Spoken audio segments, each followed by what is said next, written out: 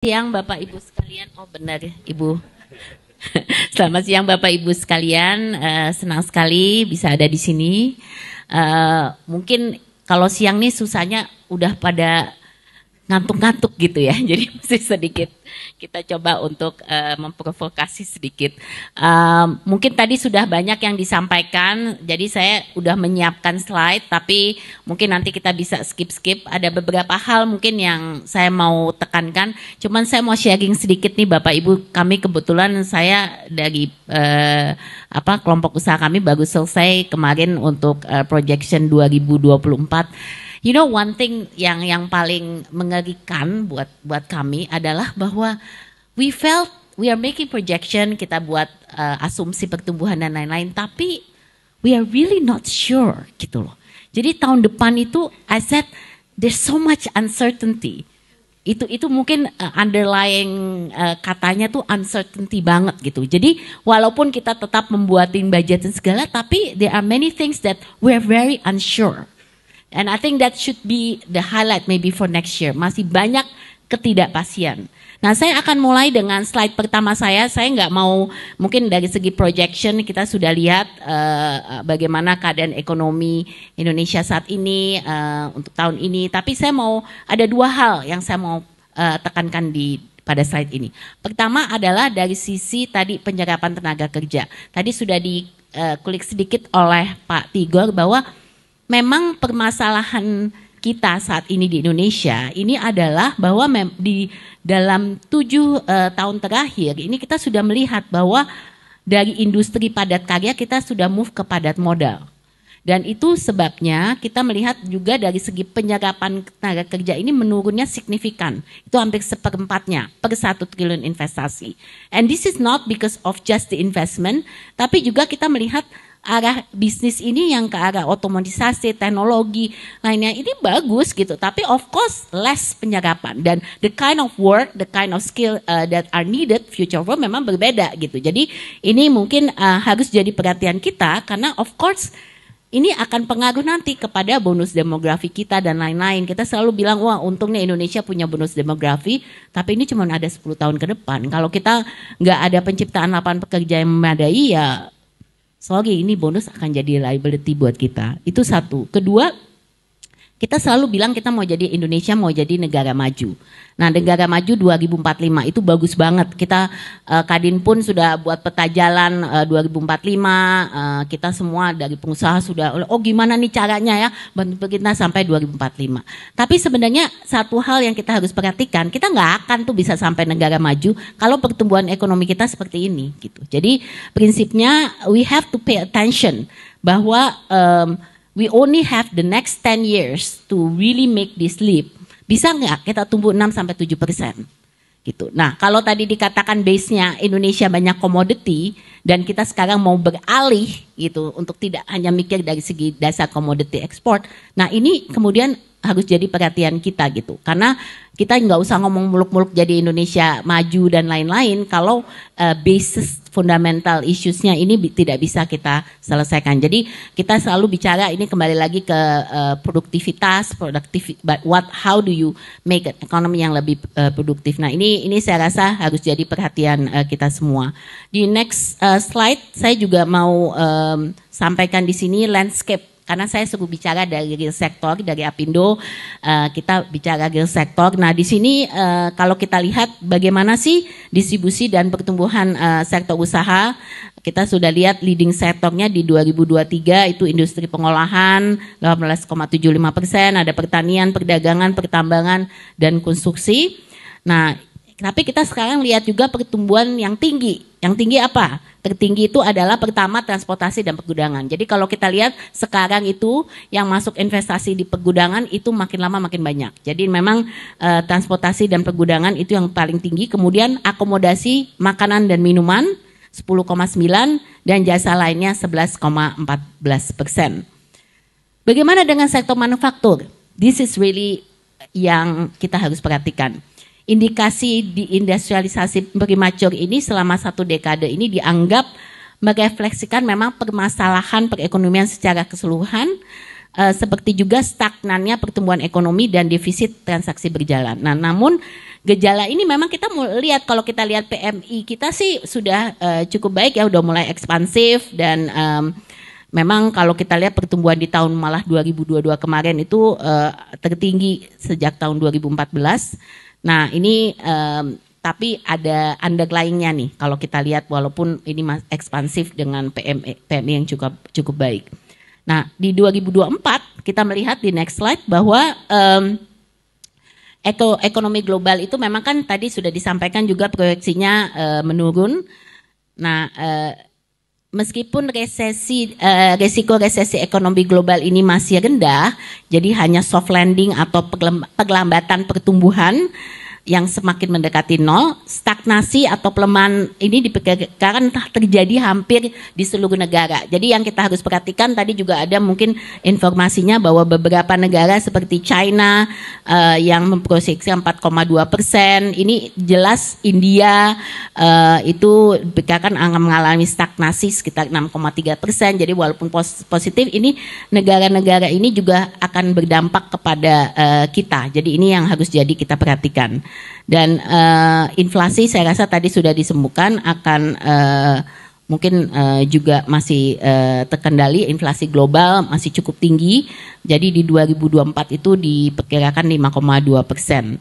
Nah, ini kalau kita lihat tadi suku bunga tinggi higher for longer, ini juga bisa menjamin memang inflasi pada tahun 2024. Dan I think kondisi untuk menciptakan monetary tightening ini hingga arus FDI global ke negara berkembang termasuk Indonesia cenderung mengalami kontraksi yang sangat besar. Ini yang mungkin harus jadi perhatian kita. Nah, kalau ini menariknya kalau kita lihat investasi nanti di 2024 ini arah investasinya ini juga sudah mulai berubah, karena kami melihat bahwa misalnya peningkatan terhadap aspek green investment itu mulai semakin tinggi. Jadi sektornya EBT itu sesuatu yang kelihatannya menjadi daya tarik investor FDI, tapi kita masih punya pekerjaan rumah di dalam rumah kita sendiri, karena kalau kita mau narik investasi tersebut ya tentunya kita juga harus melihat bagaimana sejauh mana kesiapan daripada Indonesia untuk menerima investasi seperti itu, karena kita juga punya masih banyak masalah di regulatory framework dan lain-lainnya. Nah, tetapi memang proyeksi pengikut tren ini terus meningkat untuk green investment, dan FDI global untuk teknologi yang rendah karbon dan transisi energi ini menciptakan rekor terbaru di tahun 2022 itu sampai 1,1 triliun US dollar. Kemudian efek lainnya kita juga melihat bahwa bentuk pelemahan nilai tukar, suku bunga tinggi dan imported inflation ini khususnya untuk komoditas pangan dan energi ini masih sangat tinggi dan berpotensi merambah beban pertumbuhan nasional juga di 2024. Kalau kita lihat di next slide untuk pertumbuhan perdagangan global tadi juga sudah sedikit disentuh.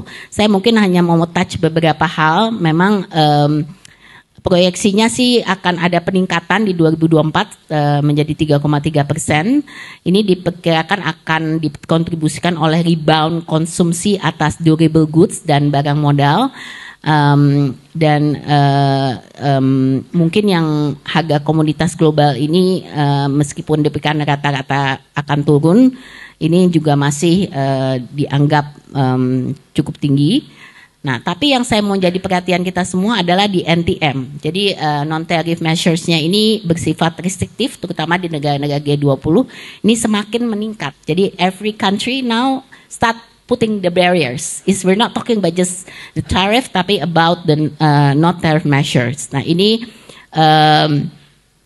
malah angkanya tuh 11% dari total impor negara G20. Jadi ini restriksi impor ini mempengaruhi perdagangan ini sampai 2,15 triliun US dollar, dan diperkirakan ini akan terus meningkat karena meningkatnya fragmentasi daripada global value chain. Juga kita lihat dengan kondisi geopolitik yang ada dan berlakunya banyak kebijakan-kebijakan seperti di EU ada CBAM, ada UDR dan lain-lain. Nah, ini akan berpengaruh kepada kinerja ekspor Indonesia juga.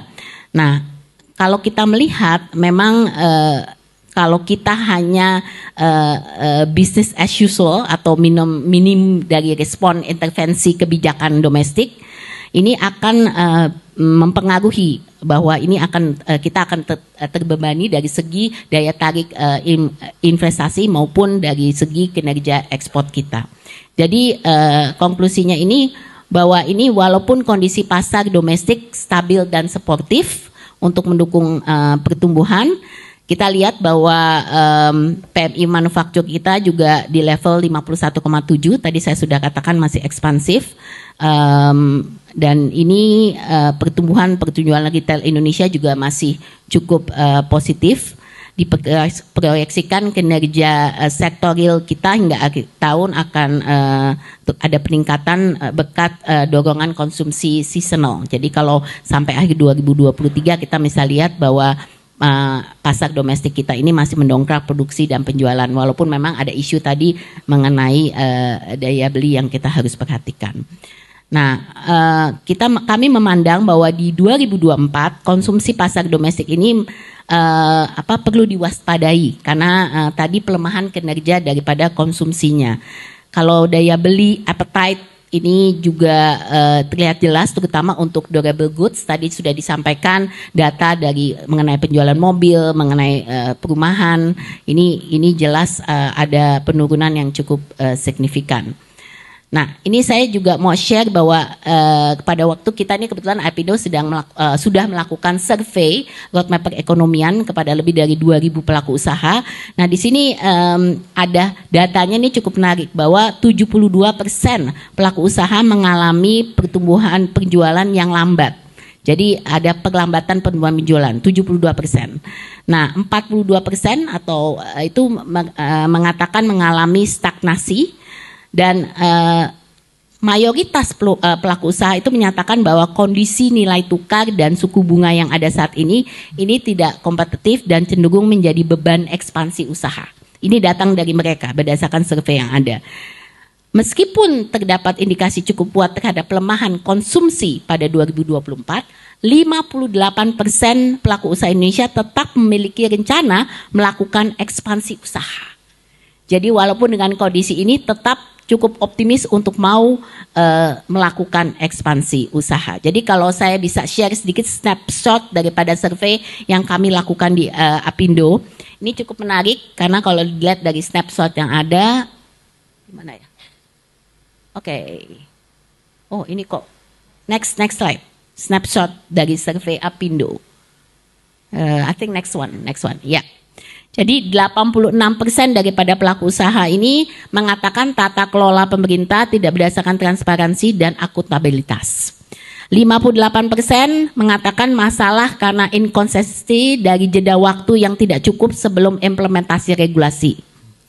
50% pelaku usaha mengalami rendahnya keterampilan, tingkat pendidikan dan kelangkaan talenta berkualitas, termasuk menghadapi peluang digital dan green, kemudian juga adopsi teknologi nascent dan pengeluaran penelitian dan pengembangan yang rendah. 64% menganggap pertumbuhan ekonomi saat ini mengorbankan keberlanjutan lingkungan. 35% pelaku usaha, hanya 35% yang paham yang tentang namanya pembangunan berkelanjutan, ESG, dan lain-lain. Ini cuma 35%. 68,80% pelaku usaha menilai biaya transportasi dan logistik yang masih tinggi menjadi tantangan utama infrastruktur terhadap pertumbuhan bisnis. Jadi nanti kita juga bisa share hasilnya kepada teman-teman semua. Ini pekerjaan 5 tahunan roadmap, pekerjaan 5 tahunan Apindo, karena kami bilang kita ini Apindo tidak berpolitik, tapi ini at least kontribusi kita untuk para calon pemimpin masa depan, karena kita ini yang sangat detail datang dari suara pelaku sektoral dan non sektoral, termasuk matriks kebijakan. Jadi kita sampaikan persis tuh aturan-aturan mana yang sudah jalan, mana yang perlu penyempurnaan dan lain-lain. Itu nanti kami sampaikan. Nah, di sini memang kita melihat bahwa in the next slide pertumbuhan 2024 ini memang bertumbuh pada jelas pada kondusivitas kebijakan dan stimulus domestik. Ini sangat penting. Kondisi eksternal ini tidak menjamin adanya pertumbuhan FDI dan ekspor, serta kondisi pasar domestik yang diwaspadai melemah. Kami memproyeksikan ini kita sangat tergantung pada dorongan kondusivitas iklim usaha maupun kebijakan intervensi dan stimulus. This is the bottom line, this is it. Nah, oleh karenanya realisasi APBN akan menjadi driver yang signifikan untuk pertumbuhan ekonomi.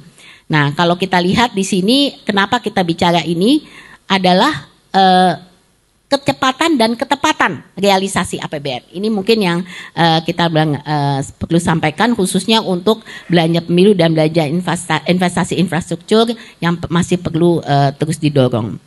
Jadi kalau kita lihat menuju 2024 memang kita melihat ada puncak peningkatan konsumsi. Ini dilihat karena penyelenggaraan pemilu yang agak panjang dan sekaligus ada pilpres, pileg dan pilkada. Ini juga akan jelas memberi boost dari segi estimasi perputaran uang yang terjadi pada rangkaian pemilu ini diprediksi mencapai 1,79 triliun atau 0,85% dari PDB. Ini juga kalau kita lihat kalau kita lihat multiplier efeknya ya. Jadi aspek konsumsi yang akan mengalami pertumbuhan yang kuat dan besar terhadap pertumbuhan. Nah, kalau dibandingkan dengan pemilu sebelumnya, ini actually tahun depan ini akan jauh lebih tinggi. Itu perbandingannya di 2024 tuh 231% lebih besar daripada anggaran pemilu 2019. Nah, ini all the estimation kita kemarin coba untuk membuat estimasinya. Tapi yang saya mungkin mau lebih ke business opportunity-nya. Sebenarnya peluang menjelang pemilu 2024 untuk pelaku usaha. Jadi kami sudah identify nih next apa saja business opportunity menjelang pemilu. Nah, yang sebenarnya menarik ini bukan hanya jenisnya apa, tapi saya mau sampaikan di sini bahwa sebenarnya meskipun ini di dalam bisnis opportunity ini ada, ini peningkatannya itu sangat kecil kepada APBN. Jadi misalnya untuk jasa konsultasi politik itu cuma 1,8% dari APBN. Untuk atribut merchandise, pemilu, TPT dan garment itu cuma 1,1%. Kemudian sektor akomodasi makanan minuman itu paling cuma 2,5%. Jadi ini sangat kecil, transportasi 6%. Iklan dan lain-lain itu cuma 4%. Nah, ini kenapa saya mau menyampaikan ini? Jadi the next slide ini yang mengatakan bahwa proyeksi memang tahun 2024 ini masih domestic dependent economic growth. Jadi dengan kata lain kita tetap nggak bisa hanya mengandalkan because of pemilu kita ada tambahan-tambahan dari spesifik sektor, tapi tetap melihat bahwa leading sektornya ini masih yang paling penting. Dan ini kalau kita lihat leading sektor ini memberi kontribusi yang paling maksimal, khususnya tadi saya sebutkan dan ini masih tetap sama, yaitu industri pengolahan, manufaktur, pertanian, perdagangan, pertambangan dan konstruksi. Jadi diprediksi ini masing-masing sektor akan menguasai sampai dengan 10% porsi distribusi dalam PDB tahun depan. Nah, multiplier effect itu tentu saja akan terjadi karena pemilu. Nah, tapi yang tadi saya katakan memang jumlahnya tidak terlalu signifikan. Juga yang akan menjadi prospek tahun depan itu adalah infrastruktur dan konstruksi, energi terbarukan. Ini juga dianggap sebagai sektor yang akan cukup tinggi tahun depan. Dan kita juga tetap harus melihat perhatian diberikan kepada kinerja ekspor dan impor. Kenapa ini saya katakan? Karena memang permasalahan yang kita hadapi saat ini adalah mungkin saya bisa go to the final slide ya, uncertainty daripada iklim usaha investasi pada pemilu. Jadi banyak sekali kebijakan-kebijakan yang dikeluarkan, apalagi yang berhubungan sekarang ini, itu yang very immediate tanpa melakukan the proper regulatory impact assessment. Tapi yang paling penting adalah menyangkut juga misalnya ekspor. Karena import itu dianggap tabu, jadi apa yang terjadi adalah kita mengeluarkan kebijakan import untuk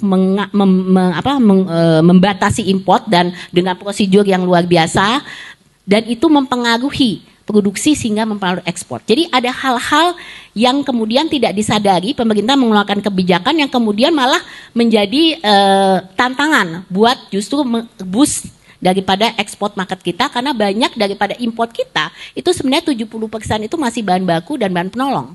Sehingga ini yang kemudian menjadi permasalahan yang harus kita perhatikan. Jadi kita menakar uncertainty-nya ini, pertama kita melihat bahwa uncertainty dan trust terhadap iklim usaha dan investasi di Indonesia ini disebabkan oleh banyaknya gap implementasi kebijakan dan inconsistent pelaksanaan kebijakan di lapangan dan kebijakan on paper. I think this is still a big issue on the gap of the implementation. Dan ini juga tentu saja kita melihat karena tahun politik banyak populis, sekali lagi ini juga mempengaruhi. Kemudian kami juga melihat di sini diskresi dan investasi politiknya, uncertainty-nya, dan sehingga akhirnya banyak juga yang masih konsep wait and see. Nah, kalau kita lihat di slide berikutnya, apa sih sebenarnya yang dibutuhkan oleh pelaku usaha? Ini saya cuma cepat aja. Pertama, koridor hukum. Saya rasa itu kepastian hukum. This is the process of law. It's very important. Kemudian kita perlu pemilu damai, jujur dan adil, persaingan politik yang sehat, dan ekspektasi dan penilaian dunia internasional juga sangat penting terhadap Indonesia. My final slide. I think moving forward, this is our message di tengah tahun pemilu, tahun depan, kita masih memastikan proses transisi politik ini berjalan dengan tertib, kemudian menghindari statement atau pernyataan politik yang populis, persaingan politik yang sehat, meminimalisir juga yang tadi saya katakan regulatory implementation gap. Dan yang terakhir peningkatan good regulatory practices dan public communication. Saya rasa ini mungkin message dari kami pelaku usaha untuk tahun 2024. Terima kasih. Baik, terima kasih Bu Sinta.